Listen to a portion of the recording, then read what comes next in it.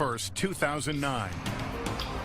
Air France Flight 447 takes off at night from Rio de Janeiro, Brazil. The Airbus 330, carrying 228 passengers and crew, is scheduled to arrive the next morning in Paris, France. Planes flying this route traverse an enormous distance across the Atlantic Ocean.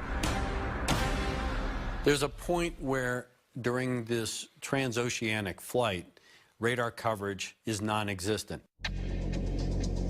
And it's incumbent upon the pilots to perform at certain checkpoints.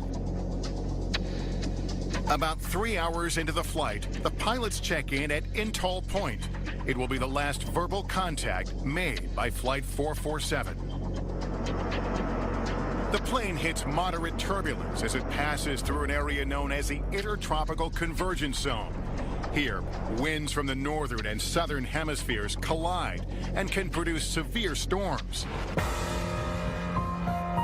About 30 minutes later, the flight is expected to show up in Senegal's airspace. But the crew doesn't check in with Senegal's air traffic controllers. Air France 447 is missing. In the light of day, an aerial search team is deployed. They scour miles around the plane's last known position. Is this plane on top of the water somewhere? Are people alive? But by early afternoon, officials with Air France and the French government presume that the airplane is lost to the sea. This is a catastrophe, undoubtedly. And we have lost an aircraft with 228 people on board. If there is any doubt about the fate of Flight 447, 5 days later, grim discoveries confirm it. Bodies, boarding passes, and small pieces of the plane are found floating on the surface of the ocean. The next day, the first major piece of wreckage is found, the vertical stabilizer. But there are still more questions than answers about what downed the Airbus 330. Evidence of an in-flight breakup. Did it all start with a lightning strike? Investigators will need to locate the main fuselage and, along with it, the flight recorders. These brightly colored orange devices, commonly known as black boxes, are equipped with water-activated acoustic locator beacons, or pingers, that remain active for 30 days. This is the pinger. This is what we're looking for in the middle of the Atlantic Ocean. But 30 days comes and goes, and the flight recorders haven't been found. Without the information they contain, the investigation into the cause of the crash is at a standstill. After nearly a year of searching underwater, French investigators turn to the world leaders in ocean exploration for help, the Massachusetts-based Woods Hole Oceanographic Institution. For the scientists there, this isn't the first time they've searched the bottom of the Atlantic for an ill-fated passenger vessel. We're the people that found the Titanic, and it was through a collaboration with the French, and here we are again. So in many ways, it is history repeating itself. But trying to find Air France 447 will be daunting. The plane is believed to be lost in one of the most mysterious and hard-to-reach places on Earth. Right in the middle of the oceans, there's a mountain range. It's the greatest mountain range on Earth. It's called the Mid-Ocean Ridge. It's 50,000 miles long, and it winds around the Earth like the seams of a baseball. Mostly unexplored, but some of the most incredible, dramatic topography on Earth. There, the average depth of the ocean stretches for 2 miles. If you're looking for the black boxes, it's akin to looking for something the size of a shoebox in the Rocky Mountains at night with a flashlight, having no maps of the area.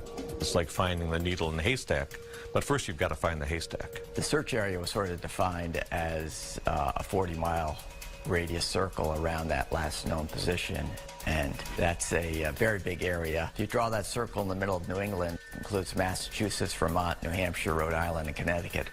So we needed to narrow that down, and what we asked the modelers to do, the people that understood wind and waves and floating things, was get us in the right haystack, and then we'll take it from there. The team launches 3 autonomous underwater vehicles to comb the ocean floor. We're looking at the Remus 6000 vehicle right now, and one of our primary sensors is side scan sonar. We will swim almost 10 miles in one direction, and the vehicle every second will be sending out a ping and tie all those pings together, and we get a pretty good map of what's on the seafloor. In a heartbeat, you could miss a plane on the bottom, and that would have been less than a minute's worth of data. After finishing a month-long expedition at sea, the team comes up empty-handed. Was the wrong haystack. We're confident that given enough time and resources that we would find the plane. Nearly a year later, and with a new haystack identified, they set out for their second expedition. Within the first week, a promising lead. They find something on sonar 2.5 miles down. A smudge on the seafloor that didn't look like it belonged there. It's about 200 meters wide, 600 meters long. We got the vehicles back on board. We reprogrammed one to go back to that site and use our cameras to take pictures over the site. There was no doubt when those first images came back that was the aircraft.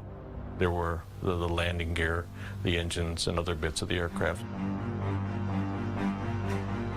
There were bodies still on the seafloor, which was not something we were prepared for. It's not something that we thought could ever happen, that years afterwards there'd still be human remains on the seafloor. The whole emotional part of this expedition just brought us to a place that we'd never been to before. 104 bodies are recovered along with the wreckage. A few weeks later, and nearly 2 years since the crash, French investigators locate what they have been desperately hoping to find: the flight data and cockpit voice recorders. Air France 447 disappears over the Atlantic outside the reach of radar. No witnesses, no mayday. It takes nearly 2 years for the wreckage to be found at the bottom of the ocean. After downloading the information on the flight data and cockpit voice recorders, investigators began to unravel just what happened on board the Airbus 330. 447 was in normal cruise at 35,000 feet. Autopilot was engaged, auto throttles were engaged, routine event. About 3.5 hours into the flight, the captain leaves the cockpit to take a break, trading places with one of the two co-pilots. The plane is experiencing some light turbulence as it flies through the volatile intertropical convergence zone. Here, warm, humid air rises, cools, and condenses into large cloud formations.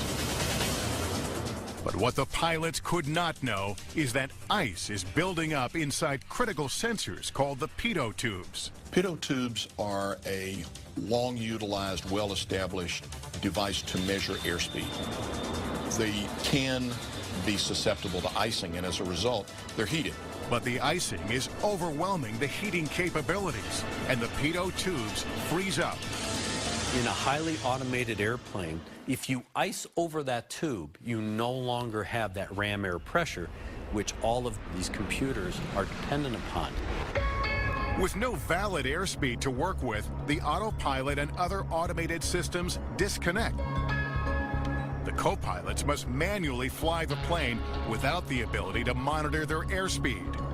The big thing is to not make any major changes with the airplane. In all likelihood, it's going to recover shortly.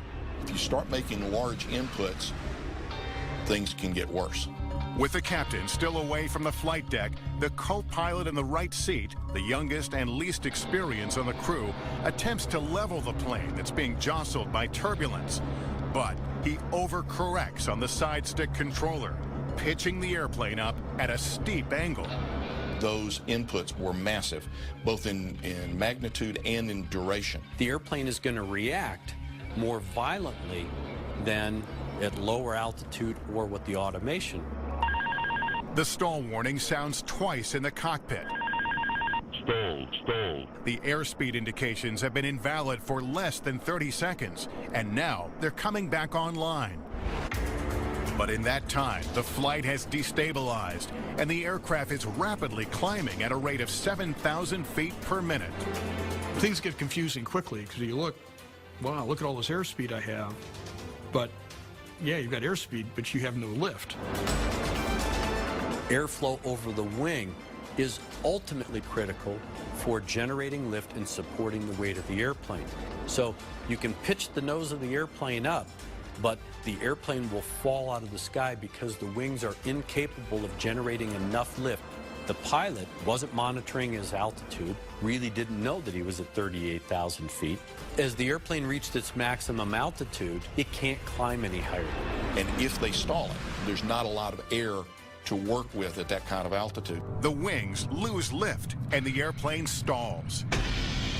It begins to free fall, descending steeply at 10,000 feet per minute. But there is confusion in the cockpit. The pilots don't realize that the plane has stalled. Lowering the nose is the appropriate and only appropriate action that a pilot must take. Reattachment of airflow over the wings, get the wings producing lift, and then fly out of the stalled condition. But the co-pilot in the right seat does the opposite, continuing to pull up. This is the last thing that you would want to do. This is very counter to the training received. Why this occurred, it's one of the great mysteries of 447. The co-pilots have been trying to reach the captain since the autopilot disconnected. It takes 90 seconds before he returns to the flight deck. They didn't brief the captain and tell him, this is what's happening. We don't have control of the airplane. They lacked then the capability of that entire team to problem solve it together. The captain also fails to recognize that the plane is in a stall. It has been plummeting for nearly 3 minutes. Recovery should be easily attained within 10 to 15 seconds. So the idea of it being 3 minutes in a stalled condition is extremely long. In the final minute, the cockpit voice recorder may reveal the captain realizing that the co-pilot has been pitching up, causing the plane to stall. But I've been at max nose up for a while. No, don't climb. In an aircraft with a side stick controller, you may not notice this slight motion. It doesn't take a lot. So it is possible that you could have a full aft stick input and the other crew members don't notice it. The airplane is only seconds from hitting the ocean. The passengers really probably didn't understand what the gravity of the situation was. They only knew, possibly, that they were entering an area of turbulence. Air France 447 smashes down belly first into the Atlantic, killing everyone on board. Autopsies of the victims reveal compression fractures of the spinal column and pelvis, injuries compatible with a seated person hitting the surface of the water at high vertical speeds.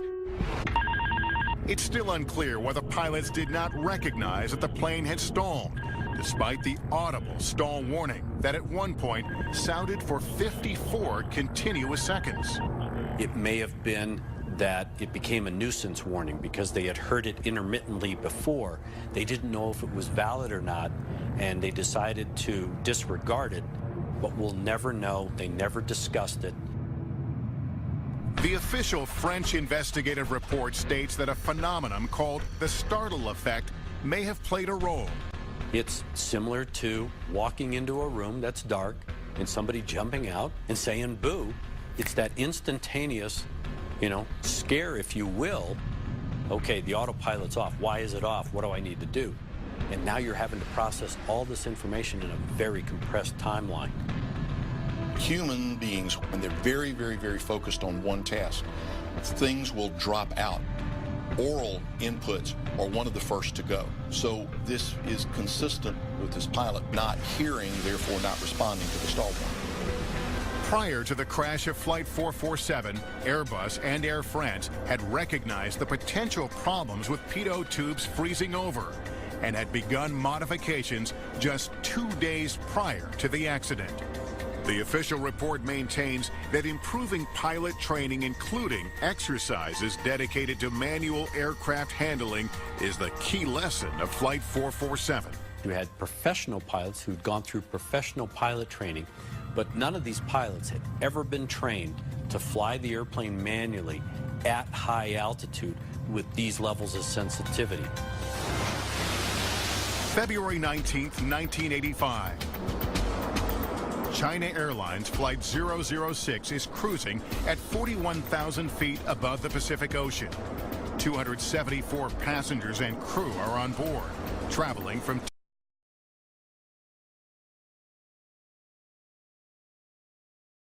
Taiwan to Los Angeles. It was my birthday, and my friend told them that, you know, his birthday, so let's celebrate up in the air. And so that's what we did. And we just kept drinking, bringing champagne, singing happy birthday. 10 hours into the journey, the crew notices a sudden loss of thrust in the Boeing 747's number 4 engine. The normal procedure is if you lose an engine, you're going to have to come down. The crew must descend to 30,000 feet where the air is denser so they can try to restart the engine. Instead, the captain asks the flight engineer to try to restart engine number 4 while they're still at 41,000 feet.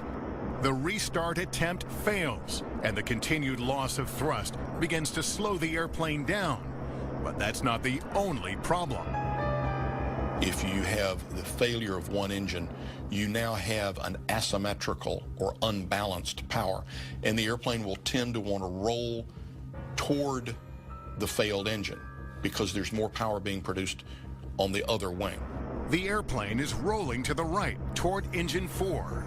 The first corrective action is to apply rudder to balance it. Switch the autopilot off, make the corrections, and then you could re-engage the autopilot. The autopilot doesn't use the rudder, it uses the ailerons, which are the little flaps on the ends of the wings. But the ailerons aren't enough to correct the roll.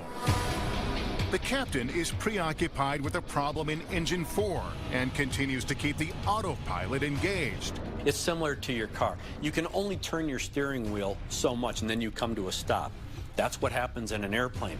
The autopilot can only roll those ailerons in so much, and then it comes to a stop and says, I can't do this anymore because I can't move the ailerons anymore. You need to do something else to stop this roll. It's been more than 3.5 minutes since the failure in engine 4. The captain disengages the autopilot. The crew knows the plane is banking right, but they don't realize just how much it is already rolled. The confusion on the flight deck on that airplane was extreme. They were in clouds, so they didn't have a way to look out and see a natural horizon. They were dependent on the instruments. And in that particular instance, the pilots would have been looking at their ADI, which is their artificial horizon that shows the level of the wings compared to the horizon. When the crew, the captain, looked at his ADI and saw an attitude on the indicator that was not what he expected, he thought that the instrument had failed. So when they decided not to believe their instruments, then they're left without any ability to tell which way up they are. There was nothing wrong with their instruments. Their instruments were showing correctly what the airplane was doing. The airplane has rolled more than 60 degrees to the right. The nose pitches down, and the plane enters a nosedive. I just heard a very loud noise from the airplane. So due to our training and my instinct, I just immediately ducked down and grabbed the nearest chair arm. Eventually, the airplane is almost vertical as it descends very rapidly and at very, very high speeds toward the Pacific. China Airlines Flight 006 is crossing the Pacific when it loses thrust in one of its engines, causing the airplane to roll to the right. The crew is preoccupied with restarting the engine and fails to disengage the autopilot and manually straighten out the plane. When they finally disengage it, the airplane is in a dangerous position, having rolled much more than the crew realizes. The Boeing 747 begins plummeting toward the ocean.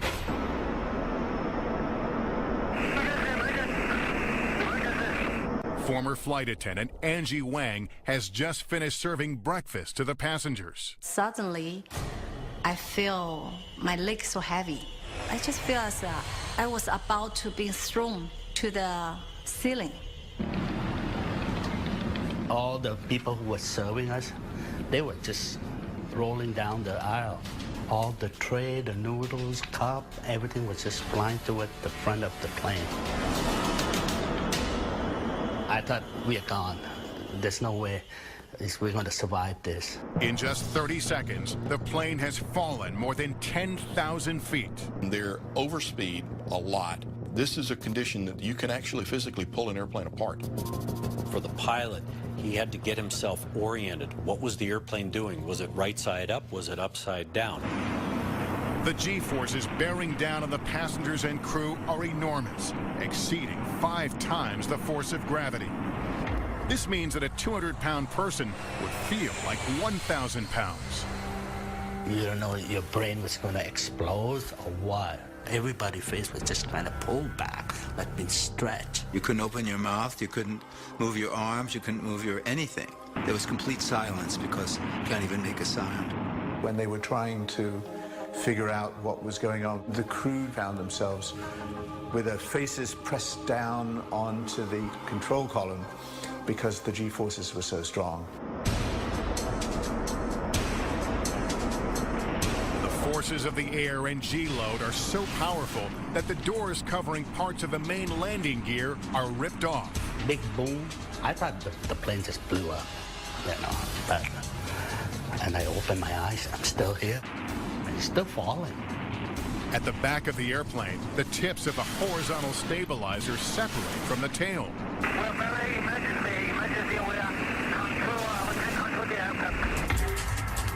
They have fallen another 20,000 feet in less than 2 minutes.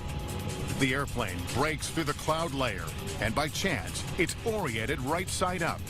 Now they had a natural horizon to work with. They could look out the windshield and see which way was up, which way was down, and which way was wings level. But there's only 11,000 feet left between the airplane and the ocean. I can see the water. The waves break. It's getting bigger and bigger and bigger, like you have a magnifying glass. I just scream from my mind. I say, God, help me. The crew pulls up hard on the control column, and using the horizon, they try to level out the airplane, but they're still losing altitude. It felt like forever, but then it just stopped. Right after I call God, the sound disappeared and the pressure dropped down. Finally, after falling more than 30,000 feet in less than 2.5 minutes, the nose begins to pitch up, and the airplane levels out at 9,500 feet. Now we can conclude the aircraft. The captain used very artful flying to recover the aircraft from a bad situation.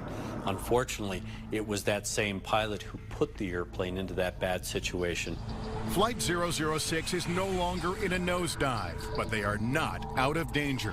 The crew realizes that with drag from the landing gear, they won't have enough fuel to make it to Los Angeles. Instead, they'll try to make it to San Francisco. They didn't know how much damage was done. Certainly in the back of their mind is, are the flight controls going to work on approach into San Francisco? Questions like that which would unfold as they got closer. Are we going to make it? It's still an hour and a half away. It's a long way to go. Now, at a lower altitude with denser air, the crew is able to restart Engine 4. Inside the cabin, the G-forces have taken a toll on the passengers. Many have sustained injuries. My back went out as a result of being pushed inside of a plane. People was just throwing up, or going to the bathroom in their clothes, in their seat. It's a horrible smell. The crew prepares to make an approach into San Francisco International Airport. But the airplane is damaged, and the crew doesn't know if it's capable of landing safely. The people on top of the tower with binoculars, they're all checking the landing gear. If anything was missing or anything is broken. And I looked out the window, and there were ambulances and fire trucks and everything on each side of the landing strip. It touches down on the runway, and the landing gear holds the massive weight of the Boeing 747. I was excited. I'm still alive, especially on my birthday, when we got out the plane, that's when I look up and the stabilizer were gone, about 10 feet of each side, wire hanging, big hole underneath the landing gear. The plane's wings are also bent up 2 inches from the aerodynamic forces. They're very fortunate that the airplane was so well built, so well designed, that even during this extreme maneuver, the airplane stayed together. When we met Captain in front gate, he just told us, you barely escaped dying. I was in a fog of just being grateful that I'm here. We have another opportunity. And I hugged my kids and my wife. If the crew hadn't recovered Flight 006 from its nosedive, given their rate of descent, they would have collided with the ocean in 30 seconds. The captain, he's fortunate that he had 30+ thousand feet to recover this high-speed dive, because had this happened at 20,000 feet, he may not have had enough altitude before the aircraft struck to affect the full recovery. The NTSB investigation determines that the captain's decision-making abilities could have been impaired by monotony, boredom, and fatigue. Jet lag pilots go across lots of time zones. Their sleep patterns are disrupted. There are studies that equate it to a blood alcohol level as far as impairment. So with a very fatigued pilot, you're going to have a performance degradation. The question is not if, the question is only in severity. Investigators believe that despite the malfunction of engine number 4, the cause of the accident was the captain's preoccupation with the engine problem, his failure to monitor flight instruments, and his over-reliance on the autopilot. On a 4-engine aircraft with the loss of 1 engine, that is not a catastrophic event or even an emergency event if it is controlled properly and it is handled by all the crew members. Automation is a great tool for pilots, but then it reaches its limit like anything else. Now it's up to you, the human, to fix this problem. February 25th, 2009. 135 passengers and crew are on board Turkish Airlines Flight 1951, traveling from Istanbul to Amsterdam. Sisters Hajar and Jihad Al-Riashi are seated in an emergency exit row. When they said that we are approaching Amsterdam, we kind of woke up, we fastened our seatbelts. I remember taking my glasses, putting them on my nose and looking outside, and I saw the ground coming towards us very fast. And I said, whoa. And I looked at her, so I thought, oh, okay, this is weird. You know, I never feel this in an airplane. The Boeing 737 is descending rapidly through fog. The airplane is less than a mile from the runway at Schiphol Airport when suddenly, disaster. It's like we were hanging in the air, and then we dropped, and everything was shaking and shaking. Just out of the corner of my eye, I saw it drop like a brick falling out of the sky. The airplane crashes down into a field tail first. Ansgar Brenninkmeyer is driving nearby when he witnesses the catastrophe. I stopped the car, came over the highway, and then down the side here, across the water, and to the field over there behind us, where the plane was. And I saw one man who was lying on the ground who had passed away and had a sort of towel over his head. The business class had been crushed together, so the seats sort of went downwards into that mangled area. From a crash dynamic standpoint, a soft field is very difficult. The aircraft stops a lot quicker than if it's on a harder field. When the aircraft impacted the ground, it broke up into several pieces. The tail broke off and went at an angle. The cockpit broke off both in a lateral standpoint, but also had a lot of impact damage from the floor and below.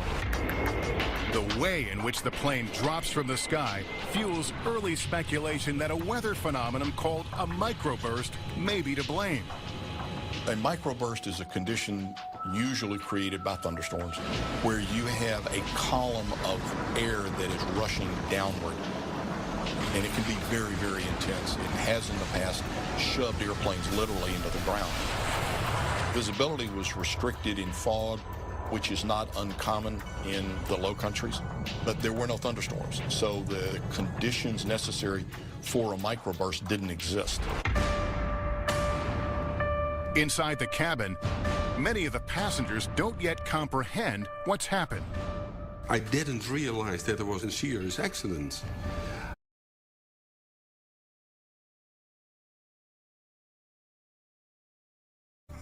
That the pilots had to make a very hard landing. It was silent for about 20 seconds, half a minute, and then a lot of noise. All the screaming people had a lot of pain, and it was terrible to hear that. Videos uploaded to the internet capture the aftermath. I sat in my chair waiting for the sign that we can take our seatbelts off and that we can get out. So I waited and waited, but I stared in front of me.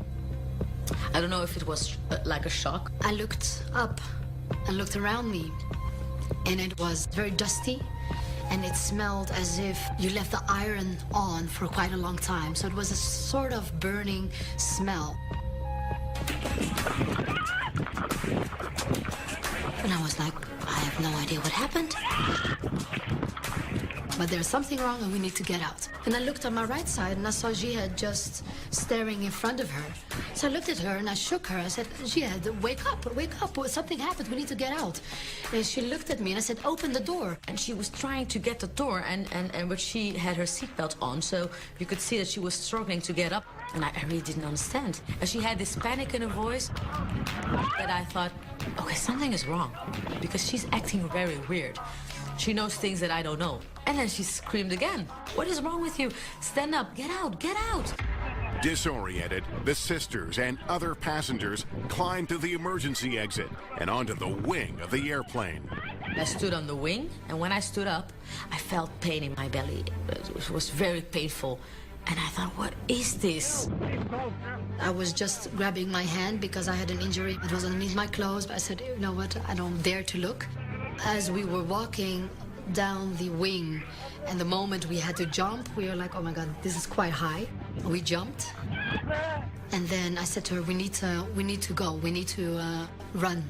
Because if something happens, if it explodes, we need to run, we need to be safe. And she said, run, can you run? I said, yeah, and I talked strange. I noticed myself talking like this, that I couldn't breathe. I said, yes, I can run. And she said, then run. Videos uploaded to the internet capture the devastation. After evacuating the airplane, sisters Hajar and Jihad Al-Riyashi are gripped by shock.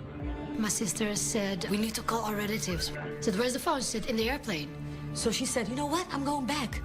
I said, what? No, and I couldn't really speak. And I thought, how stupid can she be? We still smell kerosene, there could be a fire, she's going back in the airplane. I got there on the wing and walked slowly towards the emergency exit. I got in again and I looked around. I was going into the cabins to get all my stuff. And then I heard a voice again, and I looked at her, and she was standing on the wing.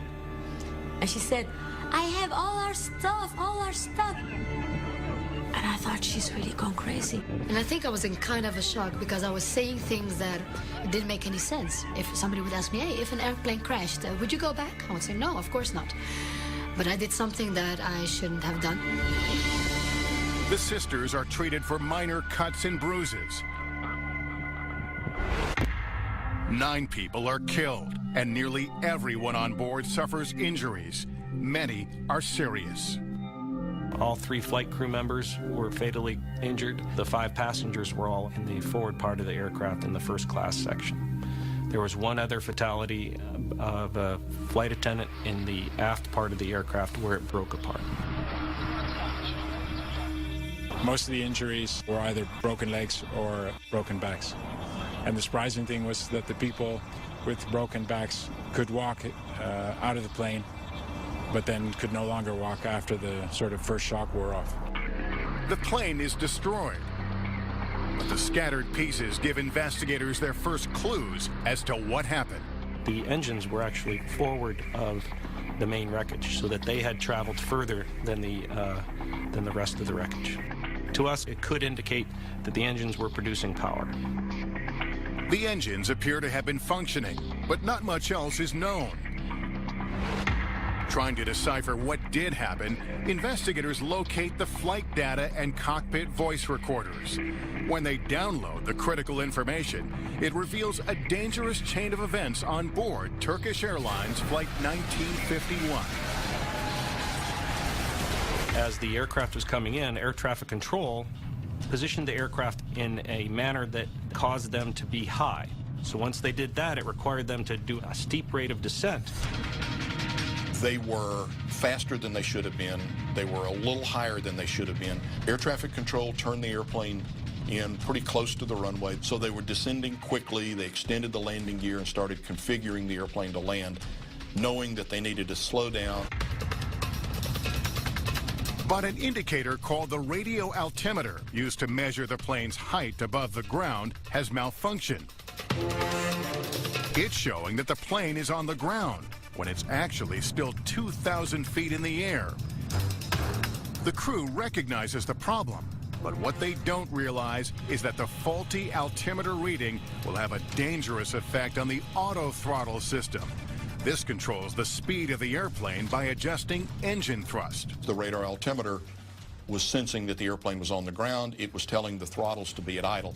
The pilots expected them to be at idle, but only for the descent. This was the beginning of an ambiguous situation that the pilots don't know is unfolding. The airplane starts to slow down. The power does not come up as the pilots expected it to because the autothrottle system thinks it's on the ground. The airplane continues to slow. And another problem. The plane is nearing the runway, but the crew isn't finished prepping for landing. They didn't have the final flap selections made, and they were still running the before landing checklist. Consequently, a go-around was required by their operations manual, yet they didn't do that. So all those things that they were doing at that time was taking them away from actually monitoring their airspeed and altitude. Inside the cockpit, the stick shaker warning activates, telling the pilots that the airplane is about to stall. I think the stick shaker actually caught him by surprise. The trainee first officer did exactly what he was trained to do. Pushed the power up, lowered the nose. But the captain understandably said, I don't know what's going on here. I want control of the airplane because I've got so much more experience. Neither the trainee first officer nor the captain disengaged the autothrottle system. The result of not following that disengagement was that the autothrottle system drove the power back to idle. With no thrust to the engine, the airplane is losing too much airspeed. It takes 9 seconds from the stick shaker warning for the captain to realize that the throttles are in idle. When he does, he pushes them to full thrust. But it's too late. By the time they realized what was occurring, the airplane went into an aerodynamic stalled condition and literally fell out of the sky a mile short of the airport. The plane shatters on impact into 3 pieces. The accident leads to significant changes in the industry. A recommendation was made to improve the reliability of the